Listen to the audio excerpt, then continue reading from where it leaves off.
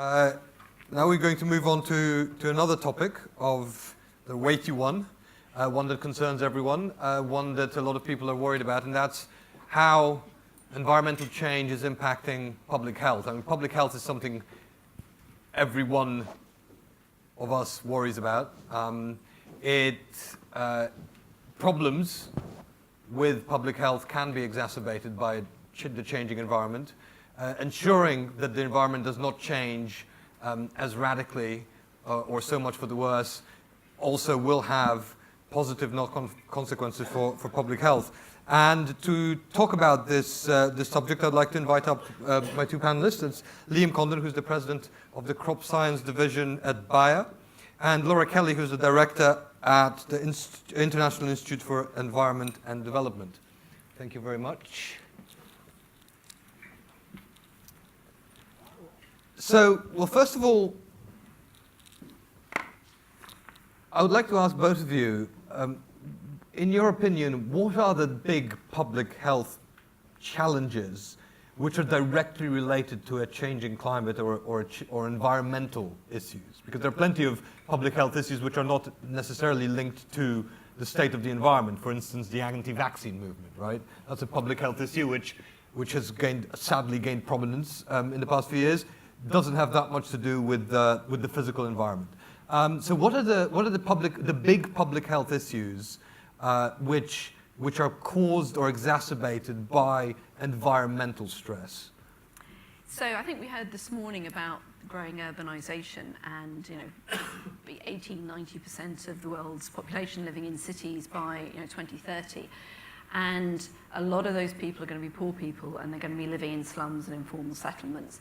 And there you have issues ranging from waste management, access to water, you have air pollution, you have waste, and you have an environment that can lead to lots of communicable disease. How is the climate change specifically, how is it exacerbating those issues? Because air pollution is something we've had for a very long time. We had the pea super fogs back in, well, I can't remember them, but before climate change became an issue, and before so air pollution is it can be perceived as a local environmental problem rather than a problem which was provoked by the global warming, right? So how does climate change specifically?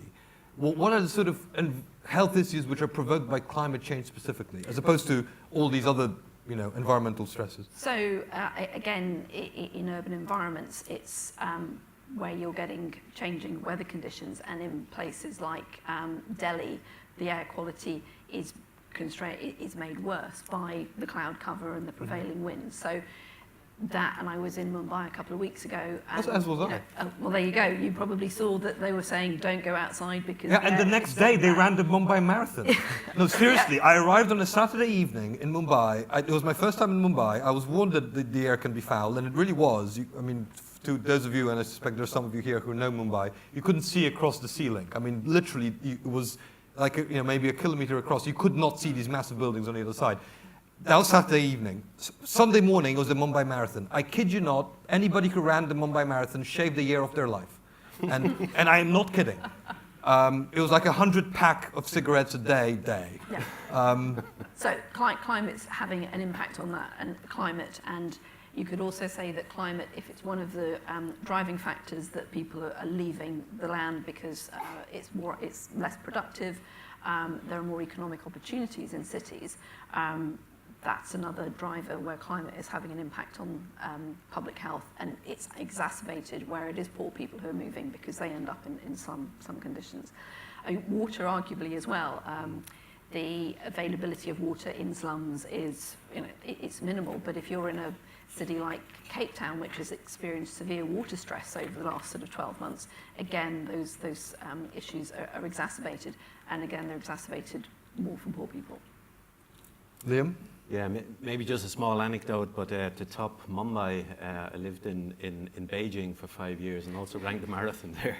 And there was parts of the course where you could not see the other side of the street with the smog. So it is something that you only do once in your life. I thought Beijing was wonderful. I was there for 4 days last year, and it rained every single day. So I sort of I was really fortunate, obviously, but I take your point. I mean, October is a good time. But this is a really broad problem, as you both say. I mean, it's and it is clearly exacerbated by the shifting weather patterns. Yeah, but I go back to, I mean, it's been in a couple of the other discussions, and it might not be the most apparent connection. If you say public health and climate change and what are the real big challenges, I personally believe the societal challenge of feeding a growing population without killing the planet is the single biggest challenge that we have. And reality is the planet is getting hotter, it's getting dustier. There's going to be another 2.5 billion people by 2050. We've got limited land, we've got limited water. We're going to have to somehow produce more with less than what we currently have available. And climate change makes this all more difficult. And I think that's the underestimated part about the whole debate. So what is Bayer, for instance, doing to try to face up to that challenge? I mean, you're in crop production, you're in the feeding the world business. Mm-hmm. So how are you sort of preparing for the time when the resources, the inputs that you rely on are becoming scarcer or more volatile? Yeah. And yet the production is expected to rise in order to make sure that it meets the rising demand. Yeah. So a few examples. I think on the one side, we're an innovation-based company, so we invest a lot in research and development. And for example, trying to develop better seeds that will be drought-resistant, that can survive longer in areas that are suffering from heat. So that would be a relatively simple example. But apart from all of the investments that we make in research and development to improve seeds and the supply that's going to be available on the farm, I personally believe we need to develop also our business model. Today, I would define us as more kind of an inputs-based company. And I think over time, we need to move towards being really an outcomes-based company that gets paid for the value that we create, because that takes away the incentive. What do you get paid for now? What do you get paid for now? Well, we sell bags of seed, and we sell basically jugs of herbicides or fungicides or other products that are required on a farm to manage the farm. It's a little bit like in the pharmaceutical world. Most pharmaceutical companies will get paid for the amount of pills that they sell, not necessarily for the outcome that they generate. To be able to sell an outcome, you need to be able to predict what that outcome is. And that's been the bottleneck so far, I'd say, and particularly if you think about farming, because it's a biological system, a lot of variability on the farm. But if you have enough data and have a smart algorithm and can predict what the outcome is going to be, you can then offer a guarantee to a farmer and take the risk away from the farmer, because if that outcome is not achieved, then you will guarantee the farmer a certain income. And that is a model that I think from a sustainability point of view would be a huge step forward, moving away from inputs or a sole focus on maximizing inputs and volume, and more to outcomes-based and a quality approach. So Laura, you look at this from a systemic point of view. Do you get a sense that these new business models are being explored by businesses, or is it still really not necessarily just the crop business, but including pharmaceutical? I mean, we're meant to be talking about public health. Are these outcomes-based systems being explored in areas which might contribute to public health? I think they are starting to be, but it's very much leading edge companies. So Unilever, who is the example that gets used a lot of what they've done with things like just soap and hand washing, it's been about an outcome of having healthier communities that will buy other Unilever products. Yeah. But soap combined with public health messaging has been a way into that. And I think what's interesting, it demonstrates that this isn't something that companies can do by themselves. It's something that takes a sort of a coalition of actors. And it doesn't necessarily need to be government. Sometimes government have a role to play in regulation, but it's companies, it's often public health workers on the ground, often NGOs at the local level in farming or sort of poor communities. And I think there's also a role for organisations like IIED that are more research focused and actually trying to sort of document and capture how this works and share it, because that's not necessarily going to be something a company are going to do because they're looking at their bottom line and their sustainability of their business, but demonstrating the sort of the sustainability of their impact. We heard this morning about the World Benchmarking Alliance. That's something that sets some kind of global high-level outcome targets, but actually if you're, not output, outcome targets, if you're trying to think about how a company's moving towards that, being able to demonstrate that, but being also able to talk about how you do it, I think is quite important. So obviously, there are solutions which are being tested, but sometimes these solutions, some of them can be controversial. I mean, it would be remiss of me not to ask about glyphosate. We do have a representative of Bayer here, and so sometimes there does seem to be a problem in that. Whether or not glyphosate is, I don't want to delve into that in here, but there's sort of, sometimes the solution can have or can seem to have an adverse effect of its own. Yeah. So how do you sort of, again, how do you deal with those trade-offs? Because clearly, getting more seeds helps feed rising populations, getting higher yields helps, but, the solution itself might present some sort of a problem within the broader ecosystem. How do you take those factors into consideration when you design these solutions? How do you make sure that you only get the positive outcomes and you sort of minimize the potential negatives? Yeah. Maybe to take a simple but complicated example, because again, being an innovation kind of technology-driven company, one of the big topics, and you point out whether it was glyphosate or GMO, particularly in Europe, I mean, is a demonized topic. And I think the biggest mistake made at the time that this technology was launched is kind of benefits were explained to farmers, and it was all about productivity and yield increase. But there was no clear benefits explained for consumers, how this would be good for consumers, either from a nutritional point of view or from an environmental point of view. And with that, it was never clear that there was... Both of which have a public health impact, actually. Which have a huge public health impact, and it was never clear that there was any kind of a consumer benefit for this. And I think the analogy now going, if you go forward, say the GMO debate in Europe is at least more or less closed, it's over. But now there's next generation technologies. And in contrast to the GMO debate, which seemed to be benefiting primarily one company, which was always seen as kind of this is technology that's only going to benefit Monsanto and the farmers. There's now technology like gene editing, which is widely available, can be used by companies of all sizes, breeders of all sizes, fairly easy to use, can be used in a wide variety of crops. And that technology is, from a regulatory point of view, is being held back in Europe because the legislation is built on GMO because of fears, various diffuse fears. And I think now going forward, there's a much broader alliance understanding that maybe this technology could have benefits, but it needs to be available for all. And the benefits need to be shared amongst all.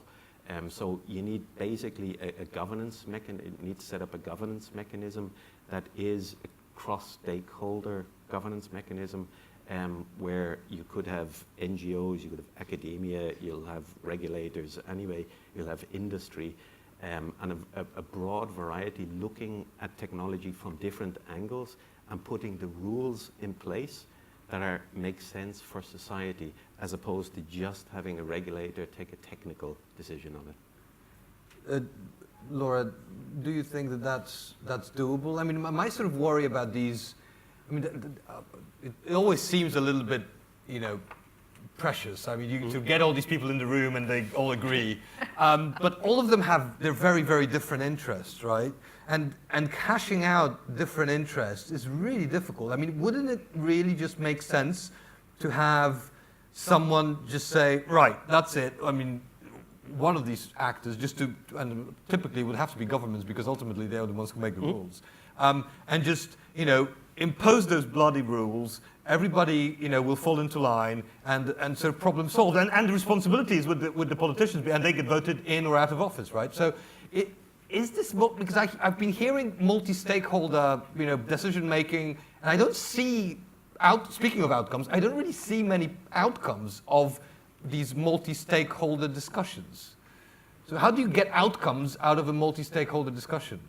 Well, arguably the SDGs, which you can debate. Oh, don't get me started. I thought you wouldn't like them, but the point is they did actually come out of a multi-stakeholder dialogue. Well, there you go. Businesses were involved. I rest my case. But as something that has been agreed internationally and is being applied in different countries and does give some kind of common goal, I think it's not a perfect. It does, but it veils the trade-offs, right? I mean, the problem with the SDGs is that there are 17, right? But really, there are 169 and 232 indicators, right? So anybody, I could go through the list and say I'm doing well on like 24 of these SDGs without changing anything in my life. So it's a recipe for greenwash, I think personally.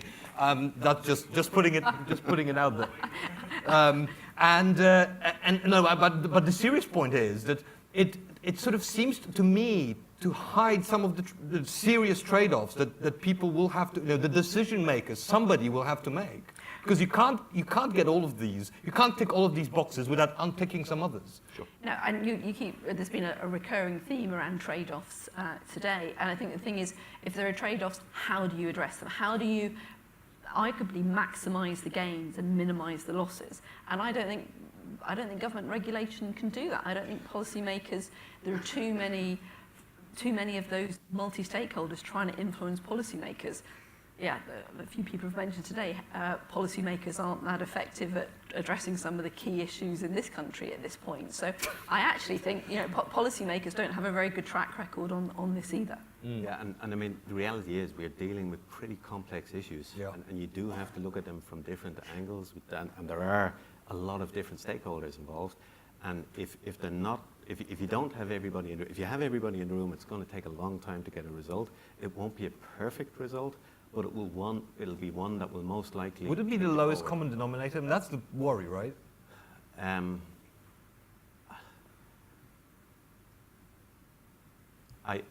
I think personally, I mean, life is too short to be compromising down to the lowest common denominator. If you're going to spend a lot of time in these kind of groups, you want to get a good result out of it, but it does involve a degree of compromise somewhere. Not everybody is going to get the piece that they want, and I think that has to be the mindset going in.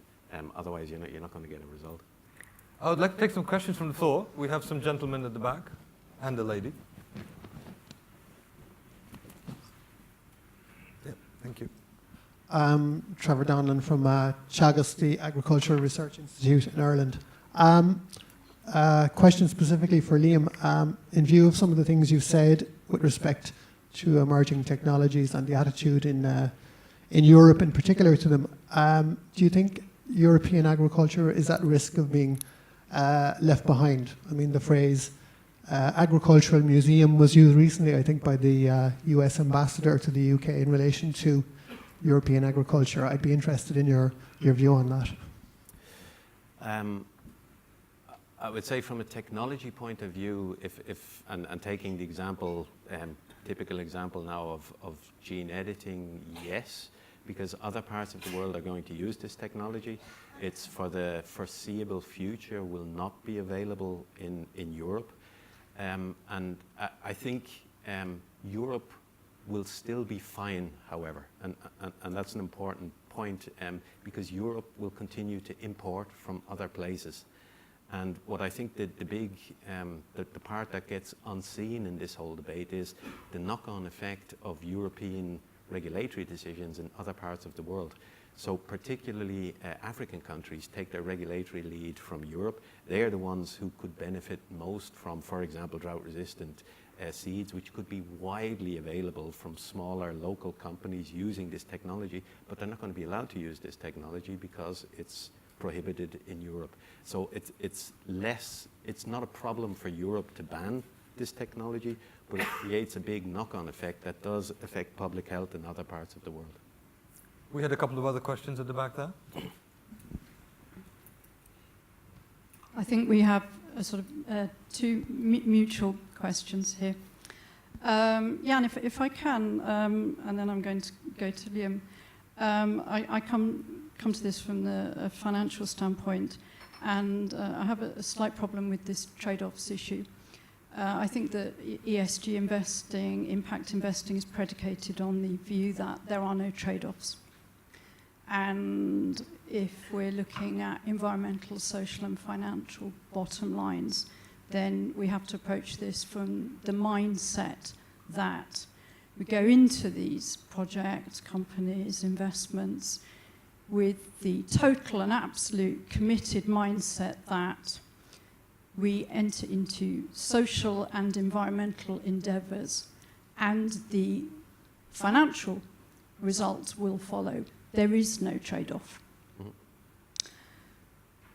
Sorry, I didn't introduce myself. Rachel Sargent from the Bird Friendly Farming Group. We're doing a regenerative farming project in southeastern Europe. So I'm very concerned, Liam, with your comments about your metrics and outcomes, because I spend quite a lot of my time talking to conventional farmers and their inputs model, and how terrified they are of jettisoning that and jumping off the cliff, a different cliff, and into the world of organic farming or permaculture farming, wildlife-friendly farming, for which they have no support. And Sorry, I have to ask you, do you have a question for the panel? And yes, so Liam, what's your metric? What's your metric for your outcomes-based model? What are your metrics? So just to give you an example of what we're and maybe just to add a point. So we serve all sorts of farms, whether it's conventional, organic, biotech. Organic farmers we're probably the biggest supplier of product to organic farms, because what's often kind of gets lost in translation, also organic farms have to deal with pests on the farm. They also have weeds. They also have all kinds of other issues. So we also have a vast variety of products for organic farms as well. When we talk about an outcomes-based model, we're looking at how can we increase, on the one side, yield.